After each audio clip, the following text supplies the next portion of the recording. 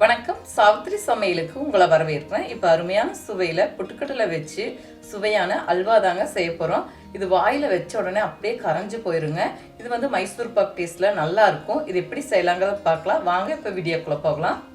இப்போ 1 கப் அளவுக்கு பொட்டுக்கடலை எடுத்ததுங்க. லேசாக சூடு வர அளவுக்கு வறுத்துக்கிட்டா போதும். வெறும் கடாயில் வறுத்து எடுத்துக்கலாங்க.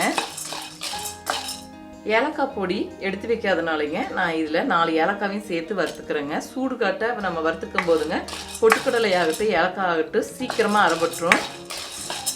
பொட்டுக்கடலை அரைப்படும் போதுங்க லேசாக திப்பி திப்பியாக ஆகும். இந்த மாதிரி லேசாக சூடு காட்டி வறுத்துட்டு அரைக்கும் போது அந்த திப்பி திப்பியெல்லாம் ஆகாதுங்க. நல்லா நைஸாக பவுடர் ஆயிடும். வெறும் கடாயில் வறுத்து சூடு காட்டிட்டேங்க. ஒரு தட்டில் மாட்டி சூடு ஆற வச்சுக்கலாம். 1 கப் பொட்டுக்கடலைக்குங்க 2 கப் மண்டை வெல்லம் பொடிச்சு எடுத்துருக்கேங்க. நீங்கள் இனிப்பு வந்து கொஞ்சம் குறைவாக சாப்பிட விருப்பப்பட்டால் 1.5 கப் அளவுக்கு எடுத்துக்கலாங்க. நான் வந்து இதில் 2 கப் எடுத்திருக்கேன். 2 கப் வெல்லத்துக்குங்க 2 கப் தண்ணி சேர்த்துக்கிட்டா சரியாக இருக்கும். வெல்லத்தை நல்லா கொதிக்க வச்சு கரைச்சி வடிகட்டி எடுத்துக்கிட்டா போதுங்க. இதில் பாகுபதமெல்லாம் தேவையில்லை. இப்போ வறுத்த பொட்டுக்கடலை சூடாரிச்சுங்க. ட்ரை மிக்ஸி ஜாரில் நல்லா பொடிச்சு எடுத்துக்கலாம். வெல்லம் நல்லா கரைஞ்சி கொதிச்சு வந்துருச்சுங்க. இதை இறக்கி வச்சிடலாம். எடுத்து பொட்டுக்கடலை மாவை வறுக்கிறதுக்குங்க 1/4 கப் அளவுக்கு நெய் சேர்த்துக்கலாங்க. நான் வந்து 1 டேபிள் ஸ்பூன் நெய் 2 டேபிள் ஸ்பூன் ஆயில் சேர்த்திக்கிறேங்க. நீங்கள் முழுவதுமே நெய்யாக சேர்த்திக்கலாம்.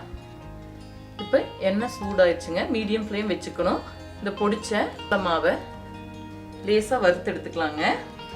மீடியம் ஃப்ளேமில் லேசாக இந்த நெய்யில் பொட்டுக்கடலை மாவு வறுபடுற அளவுக்கு வதக்கிக்கிட்டா போதுங்க. இப்போ ஓரளவுக்கு நெய்யில் வதக்கி விட்டுட்டேங்க. இப்போ வெள்ளை கரைசலை பாதி அளவுக்கு ஊற்றிக்கலாங்க. பாதி ஊற்றிட்டு நல்லா கலந்ததுக்கப்புறம் மறுபடியும் பாதி சேர்த்துக்கலாம். இப்போ எக்ஸ்ட்ரா இருக்கிற வெள்ளை கரைசலையும் சேர்த்துக்கலாங்க.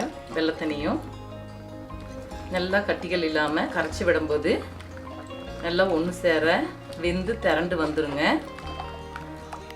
வெள்ளத்தண்ணி விட்டு கலந்து விடும்போது பொட்டுக்கடலை மாவு கலக்கும் போதுங்க அங்கங்கே லேசாக சின்ன சின்ன கட்டிகள் வரும். நம்ம மெதுவாக கரண்டியில் அந்த கட்டியாக இருக்கிறத அழுத்தம் கொடுத்து கரைச்சி விடும்போது நல்லா கரைஞ்சி வந்துடுங்க.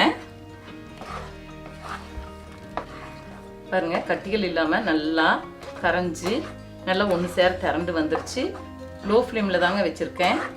இன்னும் கொஞ்சம் நல்லா கடாயில் ஒட்டாமல் திரண்டு வரட்டும். இப்போ ஒரு 2 டீஸ்பூன் நெய் சேர்த்திக்கலாங்க. பாருங்க, இப்போ கடாயில் ஒட்டாமல் நல்லா சுருண்டு வருது. இந்த பக்குவத்தில் கொஞ்சமாக பொடியாக நறுக்குன முந்திரி பருப்பு சேர்த்திக்கிறேங்க. இது ஆப்ஷனல் தான், விருப்பப்பட்டால் சேர்த்திக்கலாம். இது கூட நீங்கள் விருப்பப்பட்டால் பாதாம் பருப்பும் கூட கலந்துக்கலாங்க பொடியாக நறுக்கி. பாருங்க, கடாயில் ஒட்டாமல் நல்லா திரண்டு வருது. லேசாக நம்ம ஊற்றின நெய் எண்ணெயும் கொஞ்சமாக பிரிஞ்சு வர ஆரம்பிக்குது. இந்த பக்குவத்தில் நம்ம ஒரு தட்டுக்கு மாற்றிக்கலாங்க. இப்போ அல்வா தயாராகிடுச்சுங்க. ஒரு தட்டுக்கு மாற்றிட்டேன். நம்ம இந்த மாதிரி முறையிலே ஒரு கிண்ணத்தில் போட்டு பரிமாறிக்கலாங்க. கொஞ்சமாக நெய் தடவின ஸ்பூனில் லேசாக நான் சமனாக பரப்பி விட்டுருக்கேங்க.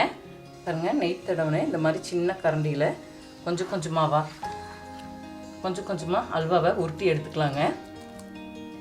பாருங்க, இந்த மாதிரி எடுத்து வச்சுக்கும்போது நல்லாயிருக்கும். நார்மலாக ஸ்பூன்லேயே எடுத்து கொடுத்துக்கலாங்க. இந்த மாதிரி சின்ன சின்னதாக உருண்டை செய்து கரண்டிலையும் கூட எடுத்து போடும்போது இன்னும் நல்லாயிருக்கும்.